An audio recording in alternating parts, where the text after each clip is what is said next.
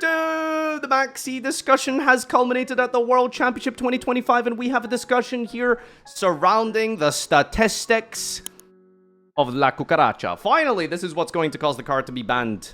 Trust me. So, we have all of the numbers regarding Maxi. Let's have a look and see what happens. The win rate of the turn 2 player when their Maxi resolves was 48%. That's pretty low, by the way. So if your opponent goes first and you Maxi them, you would think that that's sometimes like an auto win. But no, it actually is less than half the games. Maxi fair and balanced. The win rate of turn 2 player when they either do not activate Maxi or it got negated. Oh. The win rate drops by half if they don't resolve Maxi. That is an insane stat. That is a crazy stat, by the way. If you don't have Maxi going second, you lose like 3/4 of your games. That is unreal, right? That is genuinely unreal. Like, I'm sorry, going second should not be this bad. They have to fix going second and you go at an absolute fundamental core root level. I would love to see what the going second stats or something like this is in the TCG. I'm curious to know like how people deal with going second in TCG. I assume this will be like maybe about the same, maybe higher. I don't know. Percentage win rate if you draw Holy, Su, Fire, Dark. But yeah, for Macedo, if you don't draw Maxi or your Maxi gets negated and you're going second, you have a 27% win rate on average. Crazy, right? Activating and resolving Maxi when going second increase the win rate by 76%.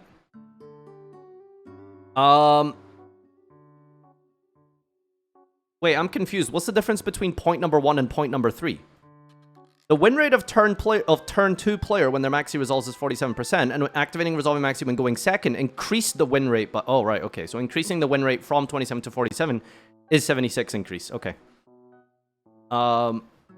It's not additive, it's multiplicative. All right, so yeah, that's crazy. They have to do something about Yu-Gi-Oh at the core level, right? Because having a 27% win rate going second if you don't resolve Maxi is just unacceptable. It's legitimately unacceptable. Let's take a look at some more numbers here. I watched all 264 games, which took around 18 hours, and collected data I'd like to share with you. You might remember doing the same thing for the past 2 years, in which I claimed the Maxi is disgustingly good, but it should not be immediately banned due to its crucial role in keeping the turn 2 player's win rate up. How has that changed, especially with the Charmies? You're about to find out. Who is the source of this? Prismachete. Shoutouts to you, my friend. I collected the data by hand, so the numbers may be slightly inaccurate due to human error. I double-checked them, and the size of the data is not too large, and they could very much not actually describe the entire game, especially due to the shared card rule. Okay, so the data is correct unless he's wrong. Masterful commentary. However, this is the highest skill gameplay, so I think it's most accurately represents this game with few skill issues skewing the data. There was a guy at Worlds who had like a 7% win rate playing Malice, by the way. So I'm not saying skill issue, but 7% win rate with Malice is a little bit yikes. Total number of games at the WCS was 264 matches.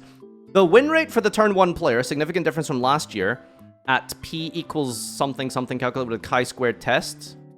Okay, so what was the win rate? Is this like an input like error from the website which isn't converting this into an actual statistic? Because this is like, I feel like this is like a coding thing, right? It should just, there's right there. 2023 was just under 60%, 2024 was about 60%, and this year it shot up by 10%.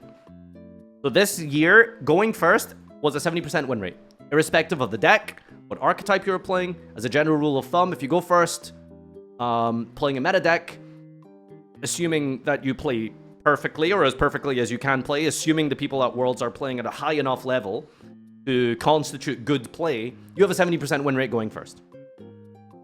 The mean medium turn count was 3.3. Out of 3, significantly lower than last year. Calculated using a 2-sample, 2-tailed test. The box plot is no longer a box with the fucking Q1 being the same as the median and Q3 referred to histogram. Too many math lingo terms for me here, but okay. So, the turn count this year was significantly lower. Total turns of each game. Wow, there were some freaking long-ass games last year. So the median is I believe the long bar here is where the standard deviation begins, or the cross, I suppose. The lowest in 3 years out of all of the Master Duel WCSs. The first year was the longest. There was, guys, this is gonna shock you, but in the first Master Duel World Championship, there was almost 5 turns on average. Almost 5 turns. Now there's about 3. There's about 3. So that's not good. Brazil. Histogram for total turns in WCS 25 games. Frequency was generally 3 turns. Number of total maxis activated was 141. The percentage of maxis resolving was 70%. Now, that seems kind of high, isn't it? A 70% resolution for maxi. I feel like maxi statistically should be quite a low resolution rate because of call by Ash crossout. I suppose the shared card rule thing maybe nullifies this a little bit, but 3 Ash and probably called by feels like that should kind of deal with it a little bit. And there's 1 less copy.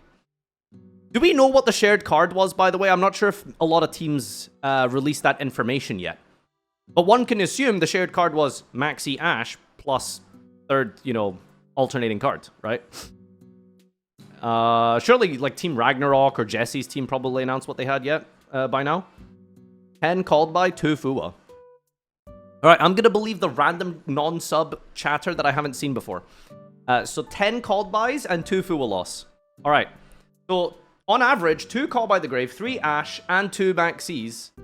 So, 5 counters to Maxi versus 2 copies of Maxi. You'd think it would resolve less. Percentage of Maxis resolving for the turn 1 player was 72%. Percentage of Maxis resolving for the turn 2 player, 65%. And the win rate of turn 1 player when their Maxi resolves was 62%. That's kind of low, isn't it? So usually if you go first and then Maxi your opponent, that's like complete auto-win territory usually. Because you've gone first, you won the coin flip, you got to do some kind of a combo, maybe they stopped some of it, maybe they didn't. So you maybe have a board, a full board, maybe a little bit of a half board, and you Maxi them? I thought this would be like 80% or something like that. Could be a brick. Could be passing on nothing. So interesting. The win rate of the turn 1 player when they either do not activate Maxi or it gets negated. 71%. No resolution. Wow, that is a big dip on this year's tournament, 2025. Look at that. So the win rate of not resolving Maxi going second, massive dip from the previous years. If you didn't resolve Maxi in 24 or 23, you were still like, somewhere just under 40% win rate. Now it's like under 30. Yeah, that is crazy. The win rate of the turn 2 player when their Maxi resolves was only 47%. The win rate of the turn 2 player when they either do not activate Maxi or it got negated was the 27% that we saw here, which is absolutely ludicrous. We're kind of just like repeating some of the main points here. Let's focus on the graphs here. Turn 2 win rate based on the Mulch Army resolution. Mulch Army resolution going second was just under 40% win rate versus 30% when it didn't resolve. So Fua loss by itself contributed to a 10% increase in win rate, just by itself. We got Dominus here. If the Dominus player activates it at least once, their win rate went down? Interesting stat. I guess, like, Dominus is not a card for going first, so that makes sense. Whereas the turn 2 player, the Dominus resolution barely increased their win rate. This is like less than 5% we're looking at here. So Dominus, not exactly the most broken card for going second, but even Fua loss was interesting, right? 10% win rate increase just for resolving Fua loss over Maxi. But Maxi's 27% win rate when it resolves against you is disgusting, so that is ridiculous. Let's take a look at some conclusions. I have no idea how to convey the information above in a way that it doesn't cause chaos. Turn 1 win rate is at an all-time high thanks to Malice and all the floodgates and hand rips. The turns ended so fast and in the turn 1 player's favor to the point that 155 games out of 264 ended on turn 3. Since you cannot surrender in the WCS games, you can tell most of these games would be insta-scoops in a regular ranked or rated game. Is that actually true that you're not allowed to scoop, or that you just shouldn't scoop because it's giving you more information on your opponent's deck? You're just not allowed to scoop. I mean, I feel like if at the World Championship, you shouldn't scoop anyway. Like, you just shouldn't scoop. Even if you could. But apparently they disabled that in the client. That's very funny. I'd like to point out, though, that this is most likely caused by the shared card rule that tightens up the amount of hand traps that each player can use. Maxi horrendously works with the shared card rule in general. So the shared card rule cannot be underestimated as to its impact in a game. The win rate for going second might look really bad, but you need to understand as well that the amount of hand traps that the going second players have in their deck is going to be less than what you would have in a ranked game of Yu-Gi-Oh! So, you know, you aren't limited by not being able to use Valor and Imperm in your ranked deck if you want, right? You can play those cards in ranked. But in the World Championship, if you play Valor or Imperm, 2 of your teammates can't. That's going to have a pretty big effect on the win rate of going second when you can't use a bunch of, you know, staple cards that help you actually do something going second. Cards like the Nibiru, for example, I don't believe was shared by any team. That's a pretty important card, usually, depending on the matchup and stuff. So there's a lot of cards that do help going second a lot, and Master Duel's World Championship is going to skew that data a lot because you just don't have access to those cards due to the shared card rule. The number of Max C's activated resolved went down from last year, and obviously due to Max C getting semi-limited. This made it so that not a lot of C's resolved for the turn 2 player, reducing any effect in helping them have a fairer chance at winning. What surprised me is that although not significantly different, the turn 1 player win rate goes down by resolving Max C.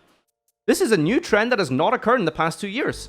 Since the shared card rule limited the amount of hand traps, the turn 1 player could not draw enough disruptions in time before the turn player 2 could just kill them in a turn. Basically, it was better to have more starters than having a card that you won't really use on your own turn. Interesting. Maybe it's because the current decks are just not that consistent, right? Like, you only really have, like, 2 starters, 2.5 starters in Malice, your normal summon, Malice and Underground, and Allure of Darkness, potentially. Right? So if your opponent has a way to, like, stop any, you know, 1 or 2 of those, like, you kind of just have to pass, right? And you activate Max C on turn 2, and then your opponent just kills you. Oh, there's Gold Sark, yeah. Gold Sark's at 1, I think.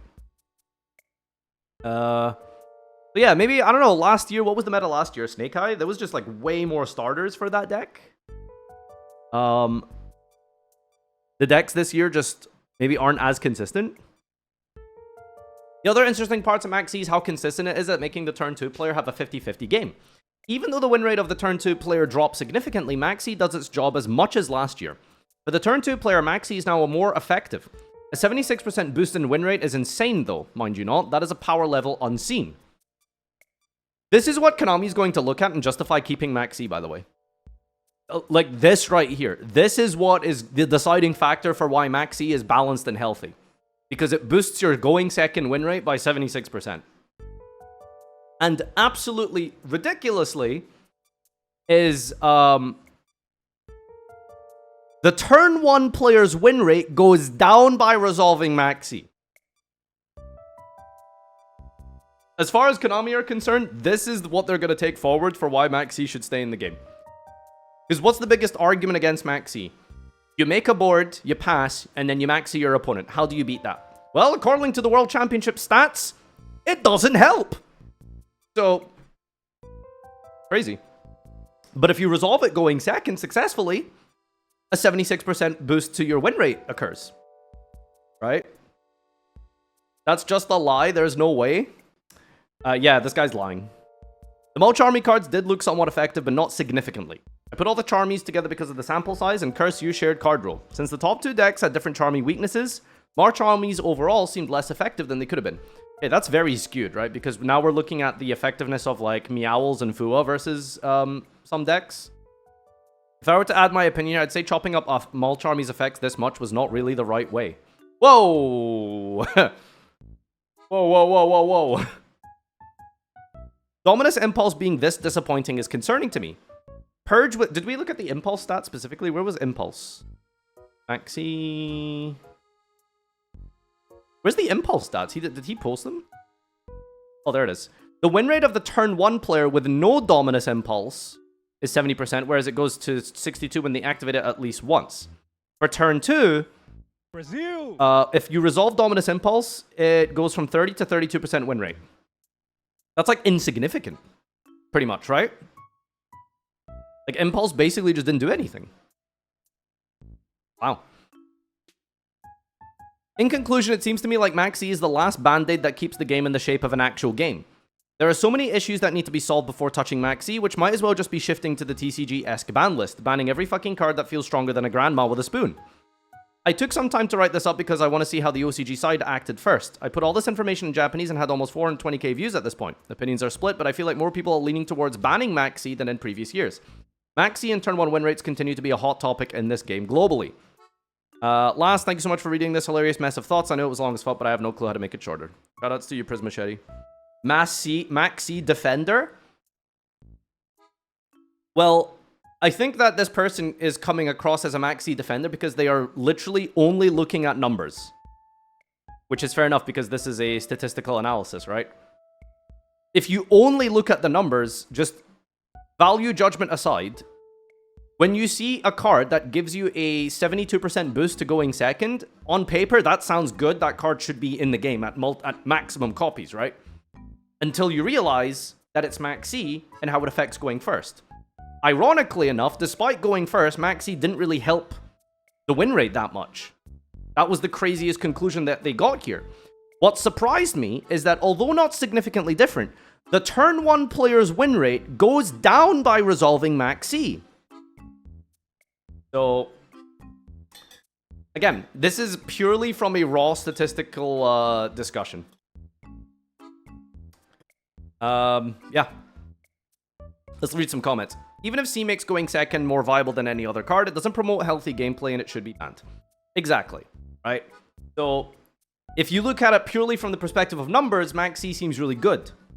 Because it's helping the go second player. But you need to ask yourself, okay, Maxx helps you going second, but at what cost? The cost is you end up with complete terrible non-games, right? Because, like, if you resolve Maxx, what's your opponent going to do? Like, the detonator pass? Like, any normal deck with 6 cards should be able to beat a detonator pass, right? And they did, as we saw. If Maxx doesn't discourage players from combo decks, and it's not doing its job. It is just restricting deck building, forcing every deck to play the 6 outs, even if they would need to against the Charmies like Memento. Maxx in these decks would be replaced by different strong going second card. Wow, a top comment from Macedo Meta that isn't completely brain dead. How? And that means nothing. With all due respect, the problem with Maxx is boosting win rate going first and second, being completely generic and ruin deck building. Let's not forget that is a small research, closed tournament with decks everyone knows what's going to be with some of the best players in the world. If this was an argument for pro Maxx, it is completely nonsense. I think this person is jumping the gun a little bit here. I don't think this person is like defending Maxx. I think they're just going off of the numbers. They aren't really giving a discussion about Maxx from a sort of design perspective. Mostly they're just looking at it from a numbers perspective. So we're gonna relax here, Caesar. I think you made several errors in representing the data that prevents it from being legitimate for a conversation on Maxx's impact. You bundle together the stats for Maxx not being activated by the turn 2 player and the turn 2 player's Maxx being negated. You bundle together the stats for Maxx not being activated by the turn 2 player and the turn 2 player's Maxx being negated. In doing so, you mask the impact of the turn 2 player effectively getting hand-dripped and starting their turn with one less card to use as a hand trap or play into a board. Huh, interesting. Yeah, those are different scenarios that probably shouldn't be grouped together. One of the main arguments against Maxx is that the going first player is even more favored when they're able to negate a Maxx, so it would have been more interesting to see the stats on this. The impact of drawing Ash as a hand trap is left out of the stats entirely. One of the biggest issues with Maxx existing is that it necessitates players to use Ash even when it plays poorly into the top strategies, an issue doubtless exacerbated when teams have to choose it as a shared card. I think it would be very interesting to see stats on how going second win rate changes when the turn 2 player draws Ash instead of a better hand trap. I take issue with your concluding that sentiment that Maxx is like the last band-aid that keeps the game in the shape of an actual game.